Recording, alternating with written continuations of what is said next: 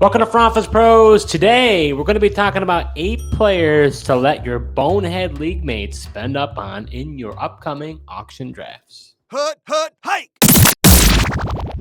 All right, Joe, so why don't you give your first player that those Bonehead Leaguemates are going to spend up on? Yeah, first player I'm going to go with is quarterback Anthony Richardson, who's currently going for $15 in drafts, according to average market value. Now, we were in a mock draft not too long ago here, Steve, and he went for $21. And I feel like the closer we get to the season, the hype is real right now. Everyone's so intrigued with that small sample size that we got last year, just those 4 games. But I feel like if you're not playing in a league that gets 4 points for the passing touchdowns and 6 points for a rushing touchdown, he's just not going to be as valuable as you think for that type of scoring league, as like a traditional league like you and I play in, where quarterbacks score 6 points for any touchdown that they score. So I mean, then those 4 games, he had a 59.5 completion percentage. That's my biggest concern with him. It's just that was a concern coming out of Florida, was his completion percentage, and it hasn't looked great thus far in the NFL. Plus, in training camp, he's had some up and down throws. He's going to his second season. I know everyone's got the faith in the Shane Steichen to figure him out. I just wonder if he's going to need possibly an additional year before he really hits his stride. Well, I'll be happy to be the Bonehead Leaguemate to go after Anthony Richardson. I think he just has immense upside. And so I think you could look like a bonehead. So I don't think this is a crazy player for you to say you're going to look foolish on, because I could definitely see it. I just think that he's the type of player that has winning upside. So again, league settings matter. I agree with you. In some leagues that we have, it just isn't beneficial to have him. So I will factor that in. But in a traditional PPR league, where rushing, is king when it comes to quarterbacks, I do think this guy could easily get over 10 rushing touchdowns this season. Yeah, it is possible. I mean, he had 4 rushing touchdowns in 4 games, so averaging, 1 rushing touchdown per game. But I also, durability's got to play a factor in here. With how much he likes to run. Does he learn how to slide, kind of avoid those hits he was taking last year, that he got to ultimately get injured and leave his season short last year. So that's just another thing to factor in as well. But just guys like Joe Burrow, Dak Prescott, even CJ Stroud were going under $20 and to pay 20 plus. All these rushing quarterbacks you're paying a premium on, and I'm just willing to let those guys go, and I'll take the values. Durability has always been a question for Anthony Richardson, even in his college career. So that will definitely be put to the test this season. So my first player that I'm going to let your Bonehead League mates spend up on is quarterback Lamar Jackson, the MVP from last season. He finished as the QB5 in most leagues with a $22 auction value price right now. It's interesting, Joe. I was looking into it a little bit. Over the past 4 seasons, no running back has amassed over 200 carries for the Baltimore Ravens, whereas Derrick Henry over the past 4 seasons has averaged 307 carries. So to me, over the past 4 seasons. So I believe the identity of this offense is going to drastically change. The Ravens really brought in no help in the receiving game. Honestly, they had a net negative. I mean, they lost OBJ. I'm not saying OBJ I think has lost a step, but he still was someone that Lamar targeted. They didn't even bring anybody in to replace him. So besides the playoff stretch, which I know is the most important in leagues, and he probably could have helped you win your leagues last year, Lamar was a QB1 only half the time. I actually find he's very Dr. Jekyll, Mr. Hyde, where he shows up some games and all of a sudden he's just a phantom. So to me, the big thing is the auction price. I'm not spending $22 on this guy. Give me the Lamar Jackson light with Jaden Daniels for $3, and I can save almost 19. I could save $19 on that. Yeah, I'm definitely in lockstep with you here with the Lamar. He's not a guy that I've targeted in the past, and I'm certainly not targeting him coming off of that, his MVP season. Say what you will on whether he deserved it or not. That's here, there, or there, here. But, and I'm curious to see how he does. He said he slimmed down this offseason. He said he looked back at some film and thought he was fat. So I am curious to see, slender Lamar, does he get faster? But with that being said, I just don't think he's got enough weapons here, like you mentioned, to really, bring back that return on your investment that you're spending $20+ for.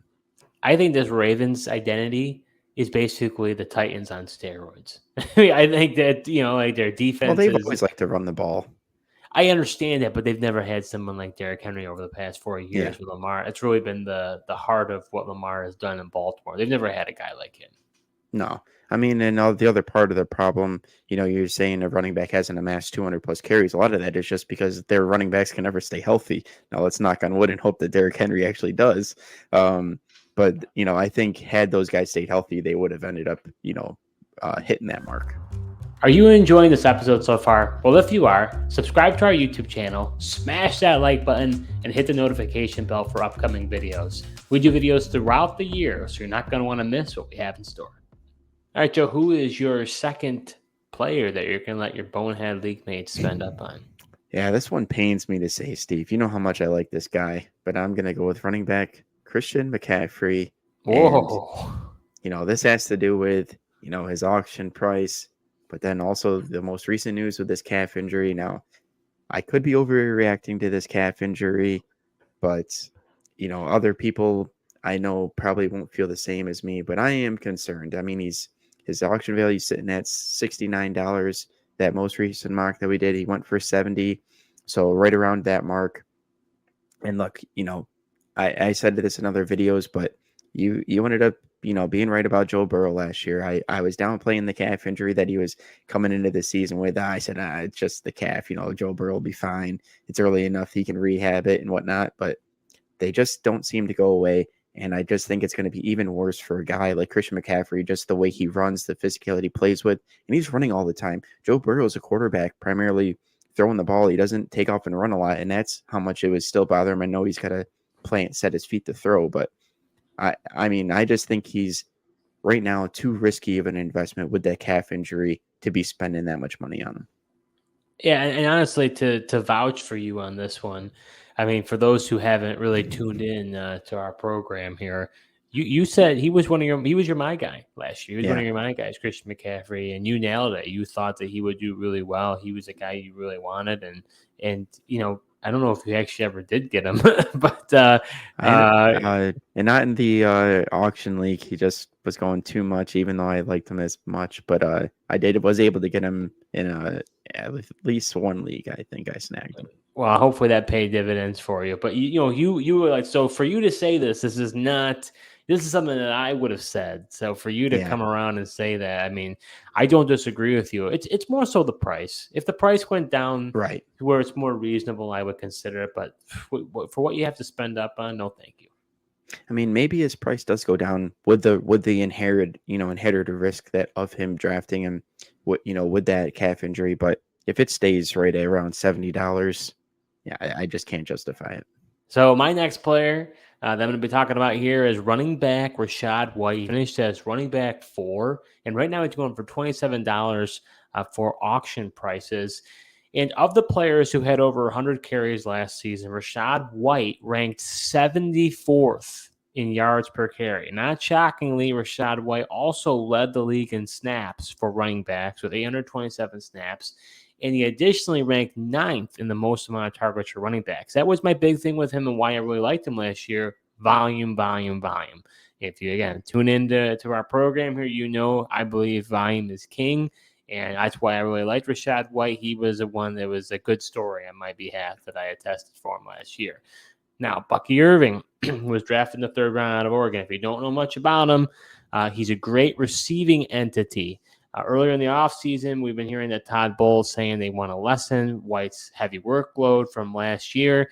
Obviously, you've got to choose, what's gold and fool's gold, right? And I think at this point, from what I can tell, I do think that, Rachaad White just purely wasn't that efficient. He was just the best back that they had. They didn't really have any other options. They've got some other talent now in this backfield. I think that's going to change. So I just don't like the price. I think $27 is way too much. I'd much rather have some other guys in that area.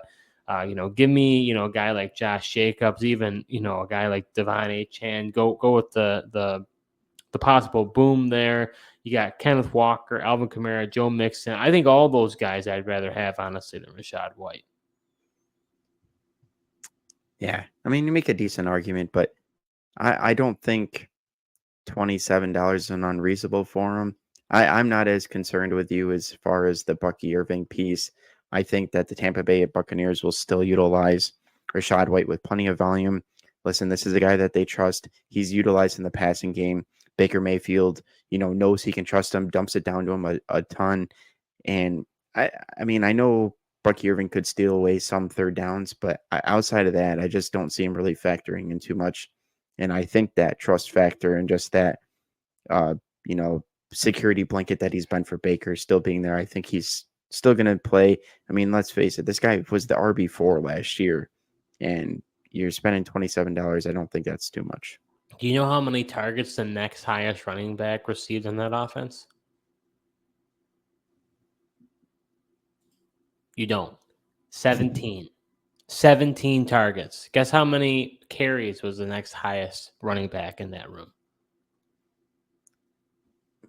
I don't know. tell you. Less than 50. 49 carries. This guy, when you talk about the usage, we're talking at least off the top of my head, I'm no math professional.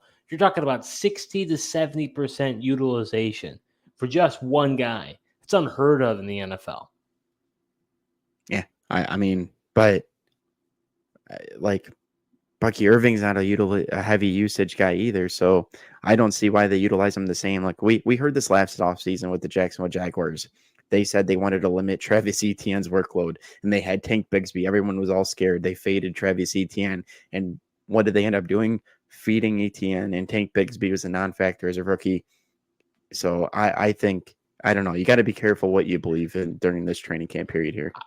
My projections, I have him getting 70 less carries and 15 less catches. And I think by that's going to give him a significant drop back where he would finish in the year.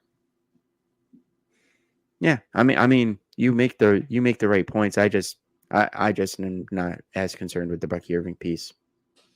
All right, Joe. Well, who are you concerned about for your third player? Yeah, that is going to be, all the rage. All you see on X is this guy, and that's wide receiver Malik Neighbors. Boo! Yep, I know.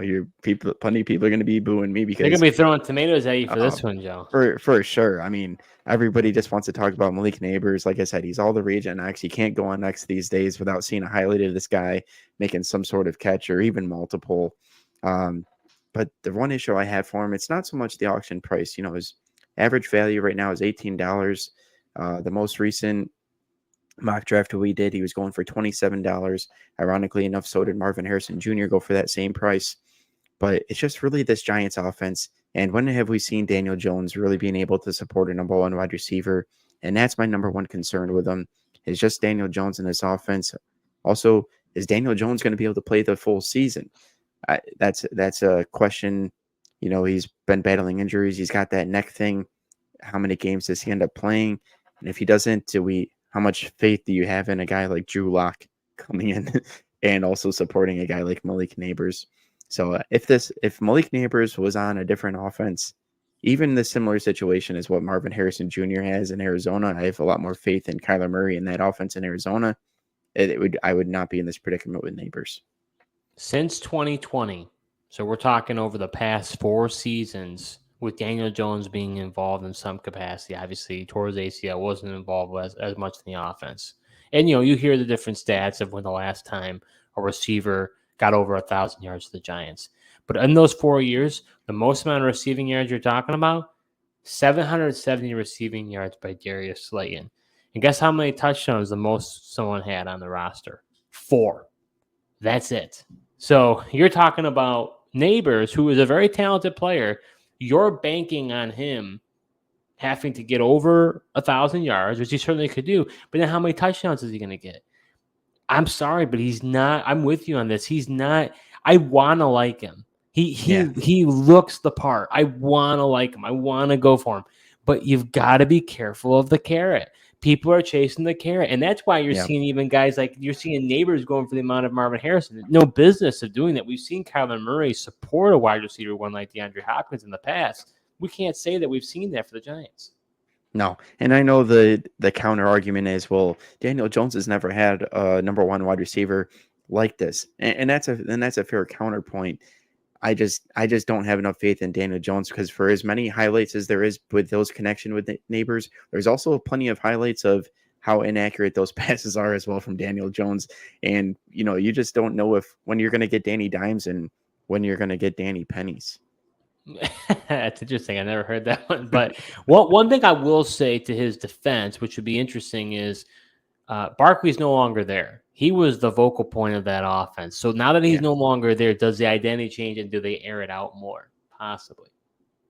Yeah, I mean they really like Devin Singletary, but I mean he's not obviously he can't be the focal point of this offense. The focal point of the offense is Malik Neighbors, but all other teams know this, and that's going to be their number one objective is going to be stopping this guy, and they don't have to worry about a guy like Saquon Barkley running against them or even in the passing game with his receiving ability.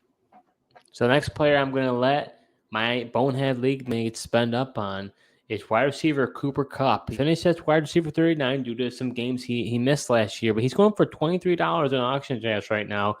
Cooper Kupp is entering his 7th season in the NFL. He'll be 31 years old. The past 2 years, Kupp has obviously dealt with some injuries, only playing 12 in 9 games. Recent reports have been saying Kupp is in the best shape of his life, and the offense is going to run through him. I'm going to tell you right now, I do not buy it one bit. I got burned by this. You and I talked about it. We were talking about a playoff challenge, and I was like, well, Cooper Kupp's the guy. And no, you watch that. If I don't know where they were when they were watching the playoffs, but the baton has been passed to Puka Nacua. I know Puka's maybe injured right now. I don't think it's too serious. I just would not allow this puff piece to entice you. I think that Puka has clearly passed him, and I would not. I think $23, and who knows if people are really buying this buzz, maybe he goes for even more than $23. I'm completely out on this guy. Yeah, I think that is fair. But I mean, I don't know. I don't know if I'm totally ready to fade Cooper Kupp. I do agree with you. Puka Nacua is definitely the more explosive player. He's being utilized. I don't really buy in too much that the offense runs through him, but I do think that there's still a realm where, if Cooper Kupp is able to stay healthy, that he could have a pretty decent fantasy season. And I mean, he's half the price, just about half the price of Puka Nacua as well. All right, Joe. So who is your final player that you're going to let your Bonehead League mates spend up on? Yeah, I'm going to go with tight end Sam Laporta.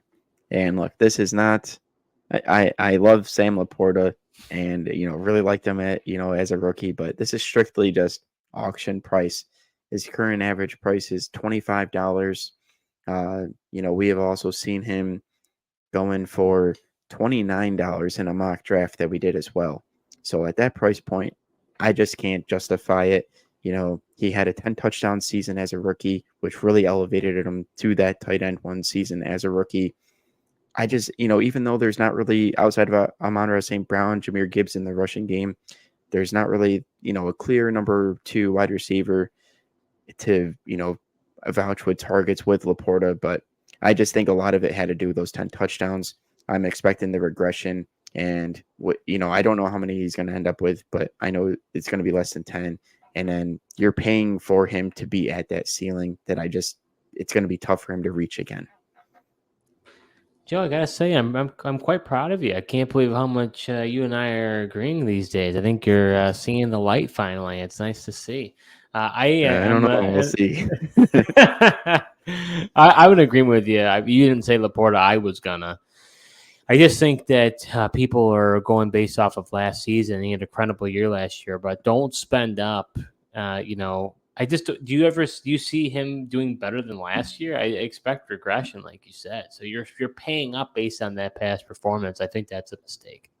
Yeah. And I mean, hey, if he goes out there and gets 10 touchdowns again and proves me wrong, that's one thing. I just think that's going to be really hard to do. And it's like he had such a great season and you're paying for that great season. The likelihood of returning on that, isn't very good. And just the price that you have to pay versus some other, values you can get. Like, I'd rather you can get a guy like Evan Ingram, Kyle Pitts, all for less. I mean, Ingram's going for 11. Kyle Pitts is going for 13. He's finally got a quarterback and Kirk Cousins there. I'd rather take flyers than those guys with upside.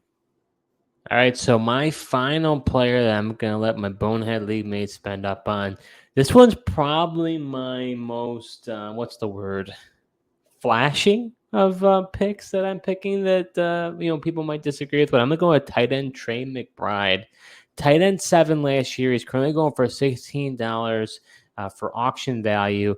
At the beginning of the year, Joe, if you look at it, Trey McBride was not heavily utilized with the Arizona Cardinals. His best finish was tight end 30 with 2 receptions for 23 yards. This guy was not involved early on. Once Kyler Murray came back from his injury and started for the team, there's no denying how good McBride was. He finished as a tight end 1 every week besides week 16. And Now, who's going to be the starting quarterback for the Cardinals? I know, and you might be saying, why do I say he's a bonehead pick? Okay. Well, Trey McBride led the team in targets.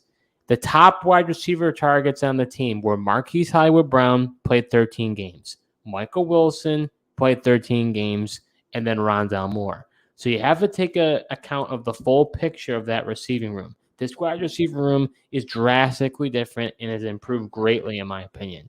You've got Marvin Harrison Jr., people are expecting him to have a really good season. Michael Wilson coming into year 2, he's shown some flashes. Zay Jones coming from Jacksonville, he's done very well there. He's really resurrected his career from when he was a bust in Buffalo. He really has proved himself. I think he's in some seasons he's gotten over 100 targets with the Jaguars.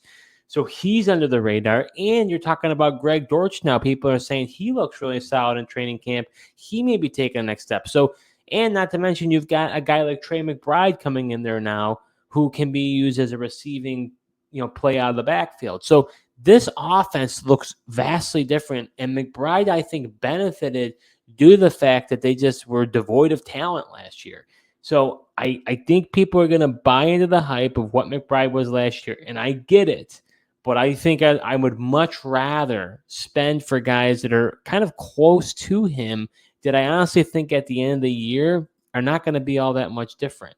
I would rather have guys like Evan Ingram, who did better than him last year even. He's $5 less. Guy like David Njoku, Brock Bowers. I'm saving. You'd rather have Njoku? Yeah, I would. Talk about a guy that's benefited from Joe Flacco. He's gone. I mean, at least McBride's benefited from Kyler Murray, and he's going to be the starting quarterback. Deshaun Watson does not know how to use Njoku. I guess that's fair. That's fair. I should, but definitely Brock Bowers. That's it for sure. Even I'll say Dallas Goedert. I like Dallas Goedert better. I think that Dallas is going to be used. You caught me there with Njoku, but Goddard I think could be heavily utilized. Kellen Moore has used a tight end quite often, during his different stays as offensive coordinator. So, nevertheless, I am going to let others spend up on Trey McBride. Yeah. Well, I'll happily be one of the buyers of Trey McBride for you, Steve. I get that you're concerned with he's not going to be the number 1 target on the offense, but I actually think that could help him. I mean, having a guy like Marvin Harrison. Come again? Yeah. Open up the field, open up the middle of the field. I mean, he was the main guy that they had to try to stop, and they couldn't stop this guy. And you said he had a disappointing start to this season, and honestly, his numbers aren't that far off of what Sam Laporta did. He still had 81 receptions last year, 825 yards. That's only 60 shy of what Laporta did. The main difference was he had 3 touchdowns compared to the 7 shy. But if all of a sudden, they're focusing on guys like Marvin Harrison, he gets some more touchdowns. No. I mean, there's no reason he can't end up finish. There's definitely an easy path for him to improve on those numbers and end up as a top 5 tight end. Even when Zach Ertz in his heyday with Kyler Murray, the most amount of touchdowns the man got was 4 touchdowns. Yeah, Zach Ertz was old.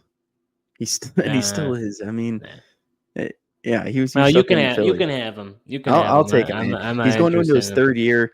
Tight ends seem to just continue to grow. They take some time to develop, but what he's done, and like you said, I mean, it took him a bit to get going, and for him to have similar stats to Laporta and really touchdowns be that difference maker, I think the ceiling's there for the guy. So that does it for our 8 players to let your Bonehead League mates spend up on in your upcoming auction drafts. Thank you so much for tuning in, and until next time.